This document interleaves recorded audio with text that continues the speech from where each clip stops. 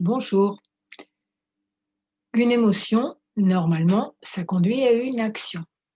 D'accord? La colère est une émotion, donc elle doit aboutir à une action. Mm. On se met à sécréter de l'adrénaline, ce qui peut servir à s'enfuir quand il y a des lions ou des tigres, mais c'est pas le plus courant dans notre société. Donc, quelles actions? Elles sont pas uniquement physiques. C'est pas uniquement nos petits muscles qui sont en cause.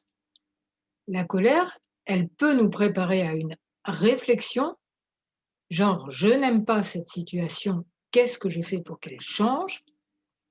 Elle peut déjà, avant tout, conduire à: «OK, je me calme», ça aussi c'est une action, hein, c'est une action d'ordre émotionnel, donc ça compte. Il ne s'agit pas de prendre une décision tout de suite et de faire n'importe quoi, ça c'est pas une bonne idée. Donc action mentale, émotionnelle d'abord, action physique ensuite, probablement. Action émotionnelle, se calmer. C'est ce qu'on va faire dans le protocole EFT qui suit. Mais je continue un peu à expliquer ce que c'est la colère, ce qui peut causer une colère chronique qui tourne en boucle. Elle va tourner en boucle si on ne voit pas du tout quelle action faire et qu'on ne prend pas au sérieux celle de se calmer ou celle de voir les choses autrement. Ça peut être aussi que on se dit: «Ça va aller de plus en plus mal et je vais vivre ça de plus en plus mal, je vais être de plus en plus malheureuse». Et on va tourner en boucle en essayant un petit peu de trouver du réconfort par-ci par-là. «Ah oui, tu es d'accord avec moi? Oh ça va un peu mieux». Bon, c'est gratter là où on a mal, hein, c'est pas résoudre le problème. OK, donc qu'est-ce qu'on peut faire? Donc 1re chose, se calmer. 2e chose, envisager qu'il y a des tas d'autres possibilités, des tas d'autres éventualités. Parce que nous, dans notre inconscient ou dans notre subconscient, c'est: il y aura pas de solution, ça va être de pire en pire, voilà, telle relation, elle va s'aggraver. La situation dans le monde est fichue, on ne peut rien faire. Ou encore, qu'est-ce que je voulais dire? Quand on a raté quelque chose ou qu'on a peur de rater quelque chose et qu'on va être en colère contre soi, c'est exactement pareil, hein. Soi ou les autres, c'est juste les 2 faces de la même pièce. Donc qu'est-ce qu'on va se dire? «Oh là là, je vais jamais y arriver», donc vous voyez, c'est exactement le même, refrain. Et ça va être de pire en pire, et cetera. Donc 1re chose, faire sortir un peu la pression, hein. La vapeur, elle sort par les oreilles, elle sort par où elle veut et elle sort. La cocotte minute n'explose pas, d'une part, et une fois que c'est un petit peu retombé, et si les choses étaient autrement? Et si il y avait des solutions? Et si je voyais les choses autrement? Et si je retournais tout en positif? Bon, ça, si je me contente de le dire et de fermer la vidéo, vous l'aurez peut-être oublié dans 5 minutes. Parce que des choses comme ça, on nous les a dites souvent, hein. Mais si on fait un protocole EFT, là, ça va se graver beaucoup plus dans le cerveau émotionnel, dans les mémoires cellulaires et là, la mayonnaise va prendre, si on peut dire, OK? Autrement, ça s'adresse juste au cerveau rationnel, il dit: «Ah oui, idée intéressante» et il passe aussitôt à autre chose. Donc je vous propose ce protocole EFT. Je suis Claude Canivez, thérapeute EFT et auteur du blog J'aime le l'EFT, où il y a plein d'explications sur cette super technique en dessous de la vidéo, hein, des liens vers mon blog, vers éventuellement des séances individuelles, mais aussi vers une présentation de l'EFT. Donc, on y va, vous faites les mêmes gestes que moi si vous ne connaissez pas, vos gestes préférés à vous si vous connaissez déjà et que vous êtes habitué à certains. Je vais dire des petits bouts de phrases et vous les répétez après et si ça vous a inspiré ou si vous avez envie de mettre des commentaires pour dire comment vous avez ressenti cette vidéo et ce protocole, bienvenue, allez-y et ça aidera tout le monde. Ça fera plaisir à moi et ça aidera, d'autres gens. Donc on y va. Même si je suis tellement en colère, vous répétez, et que je tourne en rond dans cette colère.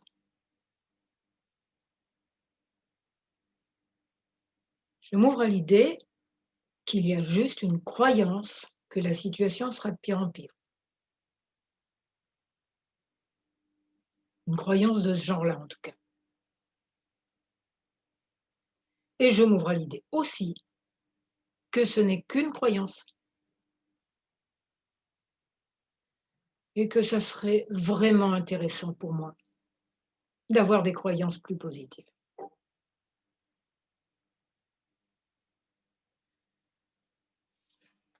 Oui, mais quand même, d'accord, c'est souvent vrai ça, mais pas maintenant. Parce que là, il y a pas de solution, quoi. Donc je suis en colère, je fulmine et puis voilà. De toute façon, je sais bien qu'après, ça sera encore pire. Je sais bien qu'après, tout va aller encore plus mal. Alors je reste en colère et je le dis à tout le monde et je le rumine dans ma tête. Voilà, ça c'est une solution. Mmh, oui, j'entends que tu es en colère. J'entends que les choses ne se passent pas comme tu aimerais.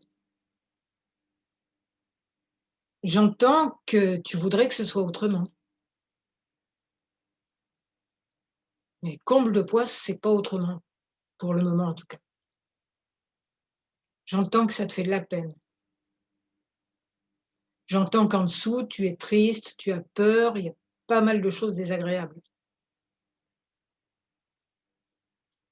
J'entends, je comprends tout ça.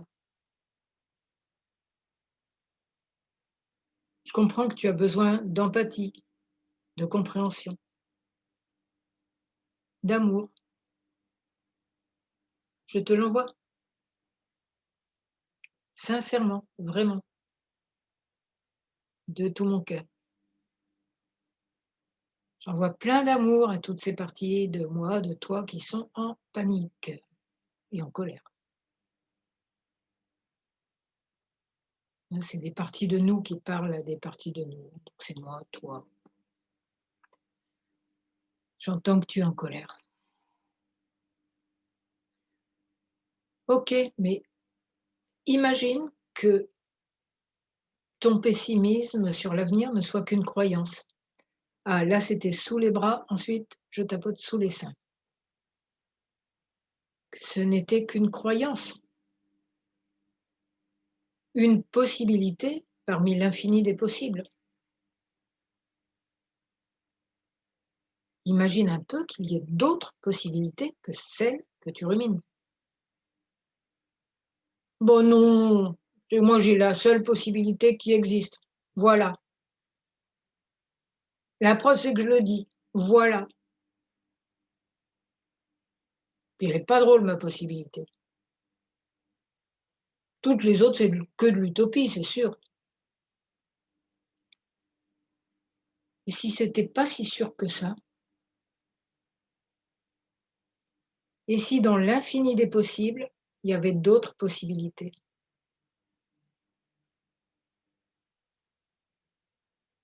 Si ton avenir n'était pas aussi fermé que tu le crois?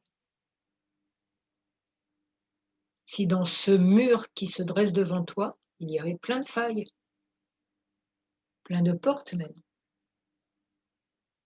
et que tu ne les avais pas encore vues, parce que tu es toujours en train de regarder au même endroit en même temps. Alors il y a des portes partout à côté, sous les bras, ensuite sous les seins. Il y a des portes partout à côté. Regarde mieux et imagine mieux. Cette relation qui t'a contrarié, tu as l'impression que ça y est, c'est fini avec cette personne.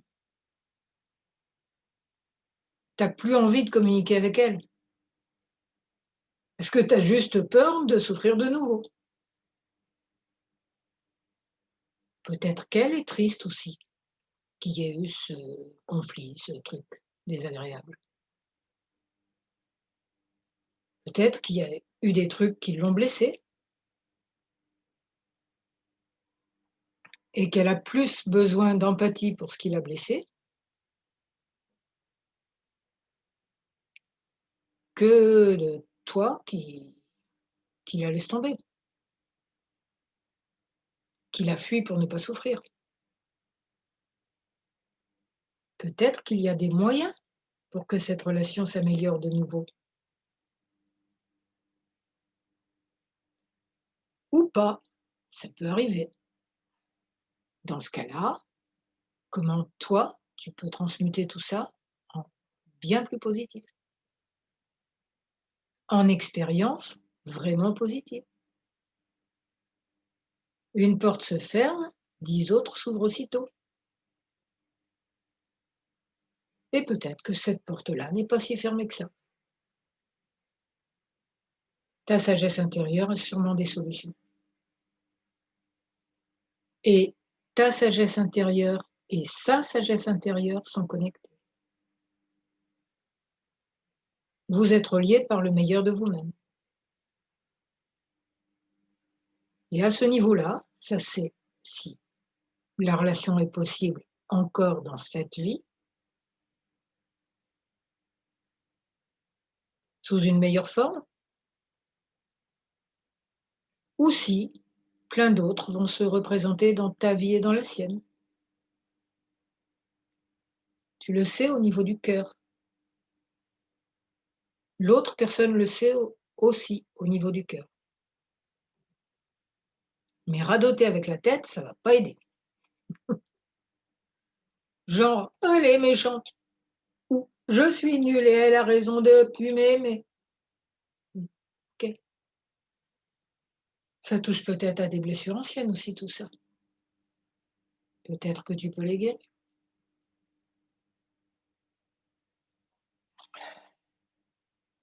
Tu as de plus en plus d'outils pour guérir ces blessures anciennes.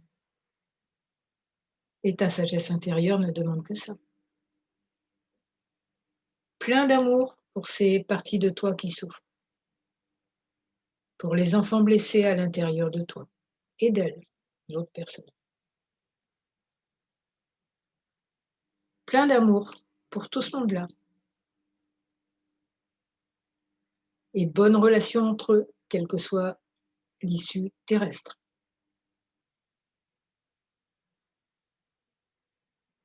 C'est déjà plus léger, je pense.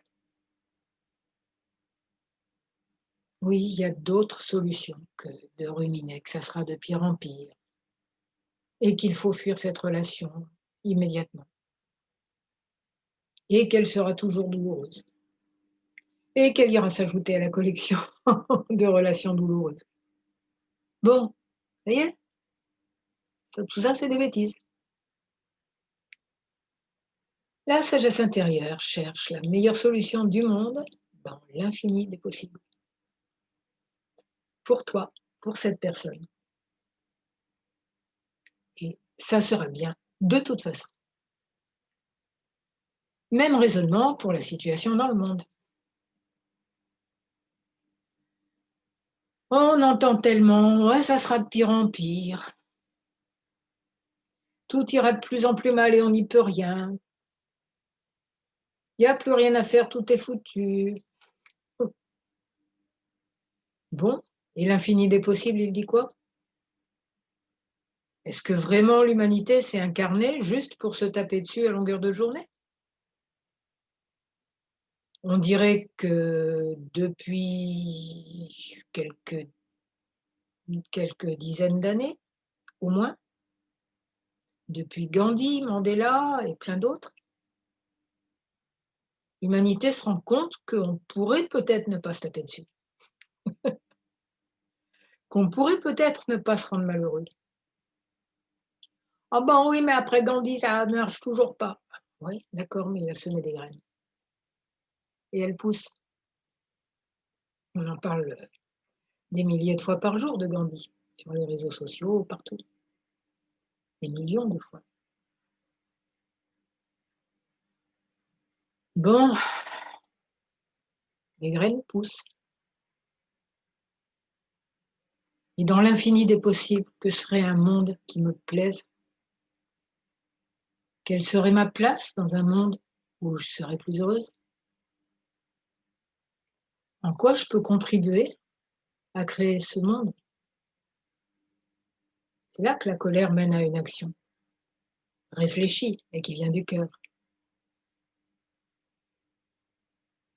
Ok, ma sagesse intérieure peut m'inspirer là-dessus aussi. Et quand je suis en colère, après moi, parce que quelque chose ne va pas, parce que j'ai fait une erreur, parce que je me trouve devant un truc que je ne sais pas faire, et je commence à imaginer, ça va être de pire en pire, je ne vais jamais y arriver. Ok, toujours le même raisonnement. Croyance, c'est de pire en pire. Ça ne peut que être de pire en pire. C'est juste une croyance débile, comme on en a tous. Mais ça se soigne. Que dit l'infini des possibles? Peut-être que je peux y arriver. Me calmer d'abord, créer des synapses roses au lieu de me massacrer toute seule, me rappeler que j'ai une sagesse intérieure, que je suis reliée à toutes les connaissances du monde, et en me rappelant ça, me créer plein de synapses roses, c'est-à-dire des liaisons entre les neurones qui mènent à plus joyeux. Oui, oui, je peux me recharger, me rappeler que j'ai des solutions, ou que des gens vont m'aider, pourquoi pas? On est tous reliés, mais peut-être que je vais trouver des solutions moi-même, ou qu'il y a un peu des deux. Peut-être que la situation n'est pas si désespérée que j'ai tendance à le croire. Peut-être même que je vais réussir ce truc. Ah, ça sera bien aussi. Et oui, c'est peut-être possible.